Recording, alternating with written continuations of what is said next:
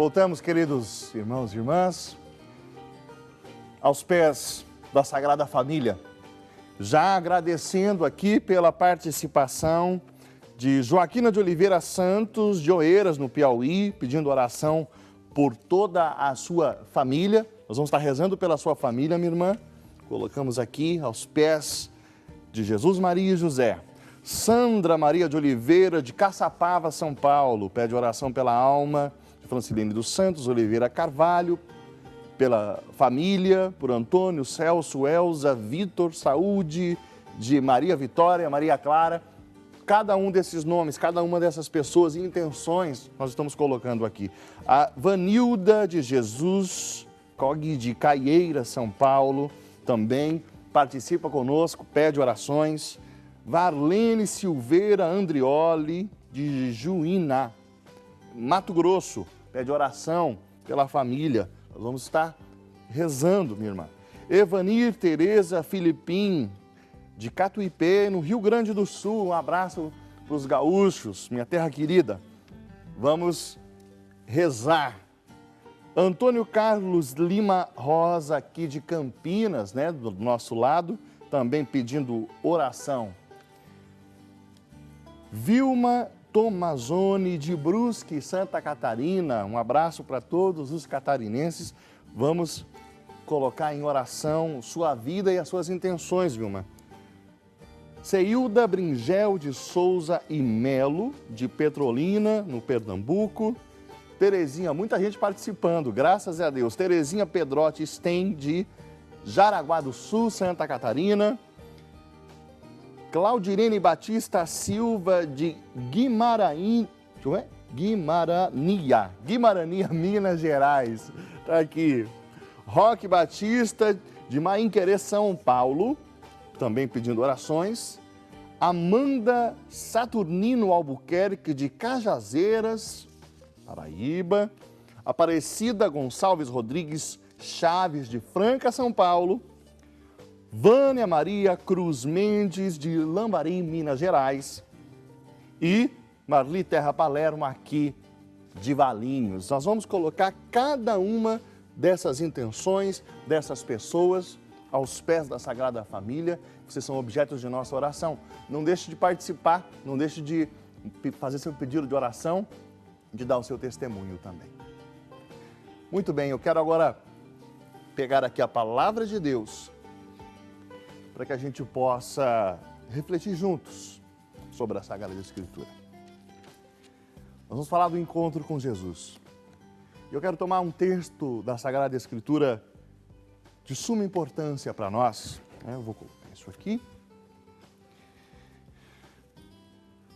João, Evangelho de São João, capítulo 4, a partir do versículo 1, está escrito assim. O Senhor soube que os fariseus tinham ouvido dizer que ele recrutava e batizava mais discípulos que João, se bem que não era João quem batizava, mas os seus discípulos. Deixou a Judéia e voltou para a Galiléia. Ora, devia passar por Samaria. Chegou, pois, a uma localidade da Samaria chamada Sicar, junto das terras que Jacó dera a seu filho José. Ali havia o poço de Jacó. E Jesus, fatigado da viagem, sentou-se à beira do poço. Era por volta do meio-dia. Agora você vai acompanhar, pelo VT, esse trecho maravilhoso desse encontro dessa mulher com Jesus. Jesus chegou a uma cidade da Samaria chamada Sicar, perto do campo que Jacó tinha dado ao seu filho José. Aí ficava a fonte de Jacó. Cansado da viagem, Jesus sentou-se junto à fonte. Era quase meio-dia. Então, chegou uma mulher da Samaria para tirar água. Por favor, me dê um pouco d'água. Os discípulos tinham ido à cidade para comprar mantimentos. Como é que você pede água para mim? Você é judeu e eu sou samaritana. Se conhecesses o dom de Deus, e quem é que te pede de beber? certamente pediria a ele. E ele te daria uma água viva. Mas você não tem balde. E o poço é fundo. De onde você vai tirar essa água viva? Logicamente, você não está querendo ser maior que o nosso pai Jacó, que nos deu esse poço e bebeu água aqui junto com seus filhos e animais, não é?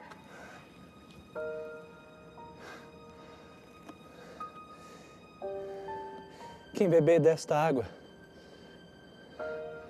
terá sede novamente. Mas aquele que beber da água que eu lhe der, nunca mais terá sede. E a água que eu darei se tornará para ele uma fonte de água que jorra para a vida eterna. Então me dá essa água. Me dá. Assim eu não vou sentir mais sede. E não vou precisar vir aqui todos os dias buscar água. Me dá. Vejo que você ainda não entendeu.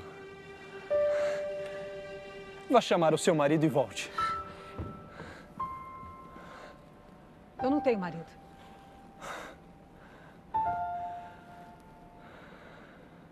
Você tem razão ao dizer que não tem marido. Nisso falou a verdade. Já teve 5 maridos. E o homem que está agora com você, este não é o seu marido.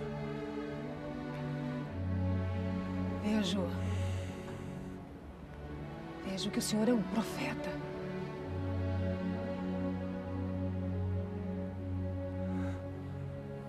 Nossos pais adoraram a Deus aqui, na montanha da Samaria. Nós acreditamos que Deus habita lá, no Monte Garizim.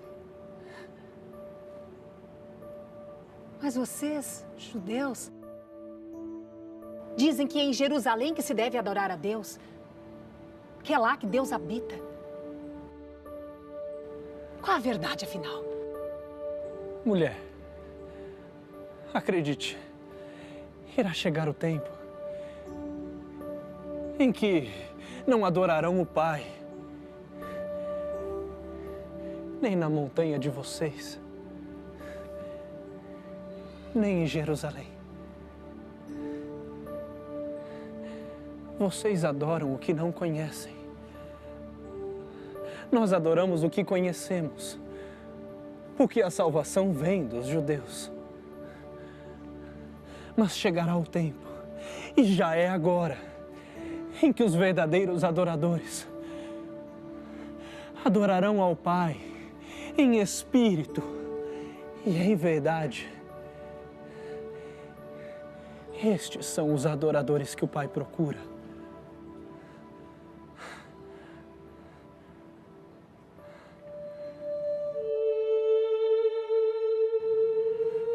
Deus é espírito. E os verdadeiros adoradores irão adorá-lo em espírito e em verdade, independente do lugar onde estiverem. Eu sei que vai chegar o Messias, aquele que será chamado Cristo, o escolhido por Deus, aquele que Deus ungiu. E quando ele chegar, ele vai nos ensinar todas as coisas.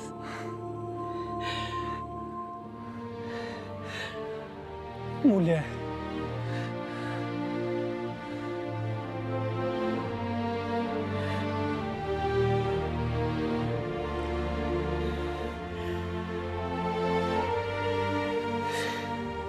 este Messias que você está dizendo, sou eu. Sou eu quem falo com você.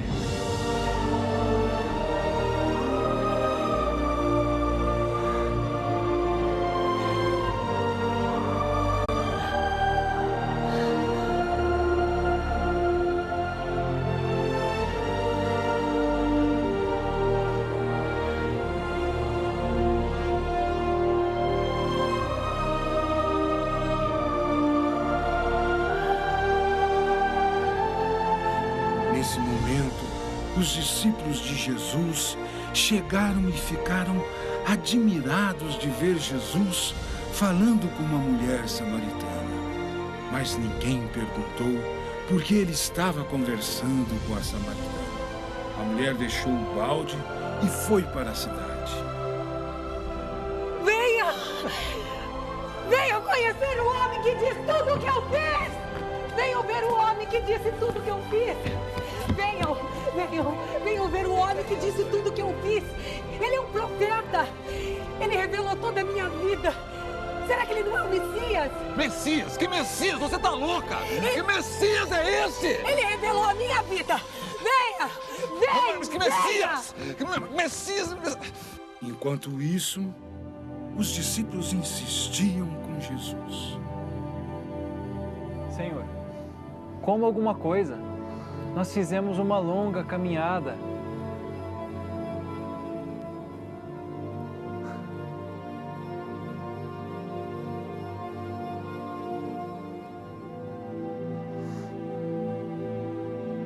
O meu alimento é fazer a vontade daquele que me enviou e realizar sua obra. Olhem para o campo. Vocês não dizem que faltam 4 meses para a colheita? Pois eu digo a vocês, ergam os olhos e olhem para o campo. Ele já está dourado para a colheita. Aquele que colhe, desde já recebe o salário e recolhe o fruto para a vida eterna. E o que semeia se alegra junto ao que colhe. É como diz o provérbio: um semeia e o outro colhe. Eu enviei vocês para colherem aquilo que vocês não trabalharam. Outros trabalharam e vocês participam do trabalho deles. Muitos samaritanos dessa cidade acreditaram em Jesus por causa do testemunho que a mulher tinha dado. Ele me disse tudo o que eu fiz. Os samaritanos então foram ao encontro de Jesus e lhe pediram que ficasse com eles. E Jesus ficou aí 2 dias. Muitas outras pessoas acreditaram em Jesus ao ouvir sua palavra. Ele disse tudo o que eu fiz. Já não acreditamos por causa daquilo que você disse. Agora, nós mesmos ouvimos e sabemos que Ele é de fato o Salvador do mundo.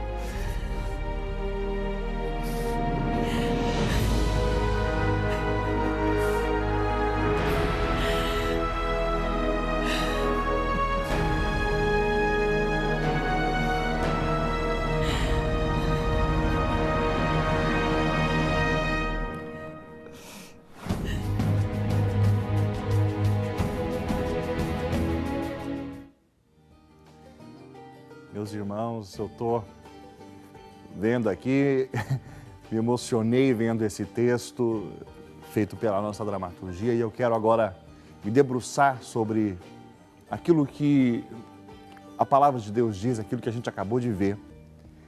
Porque eu acredito que é Deus mesmo, no seu evangelho, falando conosco. Eu acho engraçado, o texto de São João, ele diz assim, lá no versículo 4, que Jesus, no versículo 3 diz assim, ó, deixou a Judéia, voltou para a Galileia e devia passar pela Samaria. É interessante, sabe por quê? Porque é como se fosse as coisas, como se fosse por acaso, né? Olha, ele tinha que ir para Jerusalém, ele tem que passar por ali, então meio que por acaso, tem que ser assim. Sabe por que isso me chama a atenção? Porque muitas vezes você acha que ligou a TV por acaso. Muitas vezes você acha que foi convidado a um encontro porque, né, alguém te conhecia, deu uma ligada, você viu um anúncio, algo que te chamou a atenção na rede social. Não sei. Por acaso você bateu o olho e viu. Nós, que não temos a visão do todo, julgamos as coisas como se fossem por acaso. Aqui também parece que era por acaso. Mas eu quero dizer a você que não é por acaso que você está hoje sintonizado, que você está hoje assistindo este programa, ouvindo esta palavra. Não é por acaso que você parou agora para ouvir aquilo que Deus quer falar. Não é por acaso.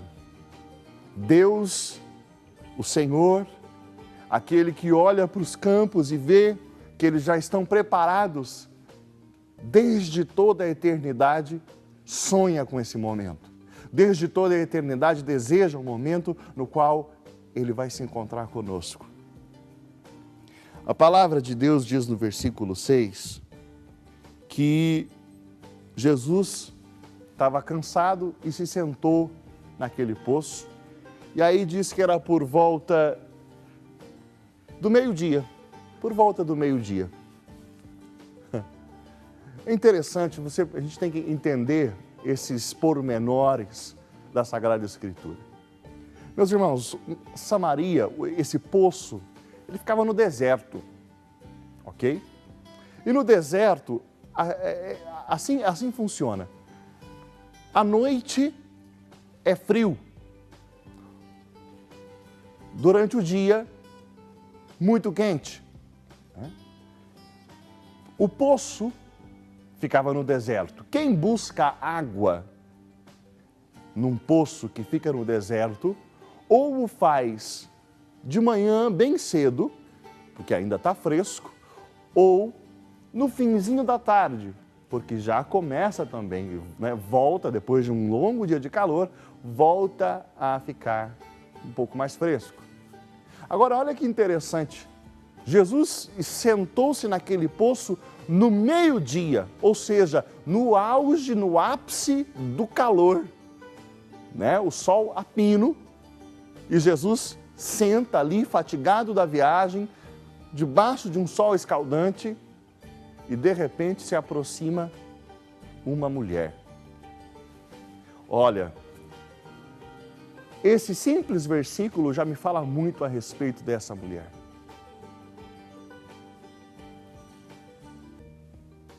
Uma mulher que teve 5 maridos e o que agora tem não é seu marido. Ou seja, já está um sexto envolvimento. Eu vou falar um pouco para você a respeito de quem é a samaritana, aquilo que não está nesse texto. Primeiro, ela era samaritana. Meus irmãos, na época de Jesus, os samaritanos eram jogados ao lado. Os samaritanos eram considerados traidores, né? Quando o reino de Israel foi dividido, né? Ficou Judá, Samaria do outro lado. E Samaria se perverteu. Samaria começou a adorar outros deuses. E os judeus olhavam para os samaritanos já como algo, né? Esses são traidores, esses não são dignos do nosso respeito. Então essa mulher, em primeiro lugar, era samaritana. Em segundo lugar, ela era mulher. Começa por aí. Na época de Jesus, meus irmãos, nós sabemos, né, que a mulher ela não podia entrar no mesmo lugar que o homem na sinagoga. Um exemplo, se um homem e uma mulher fossem apanhados em adultério, o que acontecia? A mulher era apedrejada até a morte. O homem foi pego em adultério, mas, né, não era apedrejado. Ou seja, a mulher, né, dentro de um contexto social, já tinha uma série de dificuldades. Então, ela era samaritana, mulher, e como se não bastasse, pelos próprios samaritanos, ela já era malquista. Que uma mulher que passa, né, por um, por outro, já está no 6º relacionamento. Eu fico imaginando a samaritana caminhando pelas ruas da Samaria e o pessoal olhando meio de canto, falando assim, ó quem está passando lá. E dando risadinha, conversando de um lado, conversando do outro, porque, né, como se fosse uma mulher que já dá vida, que já passou na mão de muita gente, sabe? Um olhar vulgar, ou seja, samaritana, mulher e rejeitada até mesmo pelo seu próprio povo, tão rejeitada que ela não ia buscar água junto com todo mundo, que busca de manhã ou no fim da tarde. Ela ia ao meio-dia. Sabe por que meio-dia? Sabe por que essa mulher ia ao meio-dia buscar água no poço? Porque ela tinha certeza que não ia ter ninguém lá. Ela tinha certeza que ela ia estar sozinha. E eu fico imaginando essa mulher todos os dias, pegando o seu balde, colocando sobre a cabeça e caminhando pelo deserto todos os dias para tirar água e voltar com aquele balde pesado para casa. Eu imagino o caminhar dessa mulher no deserto, num sol escaldante, sendo rejeitada por ser samaritana, por ser mulher, por tudo aquilo que já aconteceu de errado na sua vida. Eu fico imaginando esse caminhar pelo deserto dela, dizendo, que droga de vida que eu tenho? Que sentido tem essa vida? Para onde eu realmente, por que eu existo? Para que eu estou aqui? Talvez você que está assistindo, meu irmão, minha irmã, talvez você se sinta exatamente assim hoje. Num deserto, com seu balde vazio, com um sol escaldante sobre a sua cabeça, pensando, que vida é essa que eu tenho? Que droga de vida é essa que eu tenho? Por quê? Por quê? A sensação de caminhar no vazio de um deserto. Só que um dia, Jesus sentou no poço da vida daquela mulher. E eu quero dizer para você hoje, Jesus está sentado hoje no poço da sua vida. E Ele quer falar com você. Essa palavra, meu irmão, não é palavra letra morta, não. Hoje, através desta palavra, você que acabou de ligar a televisão, Jesus está sentado no poço da sua vida. Você que tinha pensamentos até de morte, pensamentos de tristeza, de depressão, Jesus que quer sentar no poço da sua vida hoje. Jesus um dia sentou no poço da minha vida, sentou no poço da vida da minha família. Meus irmãos, eu sou natural de Curitiba, no Paraná. Meu pai se chama José, minha mãe se chama Maria, não sou Jesus, né? Mas o meu pai se chama José, a minha mãe se chama Maria. O meu irmão mais velho se chama Ricardo e a minha irmã mais nova se chama Gislaine. Em 1995 para 1996, eu vou te dizer para você como estava a minha família. O meu irmão, com 16 anos para 17, era jogador de futebol das categorias de base do Atlético Paranaense. E nessa idade já era dependente de álcool. Bebia compulsivamente. Tinha uma vida desregrada na sua sexualidade, totalmente ferido na sua sexualidade. Meu pai era um homem sumamente rude, dinheirista, só pensava em si, só pensava no seu negócio. Nós tínhamos um mercado, tínhamos um material de construção e uma lanchonete naquela época. E toda a minha família trabalhava ali, nisso. Né? Eu, criança, minha mãe. Né? Minha mãe era uma mulher sumamente doente, né? Hipocondríaca. Sabe o que é hipocondríaco, meu irmão? É aquele que acha que tem todas as doenças que existem no planeta Terra, entendeu? A minha mãe é daquelas que dizia, ela assistia alguma coisa na TV, a pessoa, você que tem tosse, você que tem uma dor de cabeça assim, você que tem uma dor assim, você tem a doença tal. A minha mãe ficava, eu tenho essa doença aí. Talvez você é assim, cuidado, né? Que traz para si todo tipo de doença, cuidado. Minha mãe era assim. Meu pai era alcoólatra. Não, desculpa, meu irmão era alcoólatra, meu pai era um homem rude, duro, minha irmã e eu, crianças pequenas, nossa casa estava jogada em todo tipo de dificuldades, mas um dia Jesus sentou no posto da nossa vida. Nós vamos continuar, eu quero continuar essa pregação nos outros blocos, continuar essa conversa nos outros blocos, mas quero dizer a você, Jesus mudou a vida da minha casa. Ele sentou no posto da nossa vida. Deixa Ele sentar no posto da sua vida. Vamos para o intervalo, voltamos já já.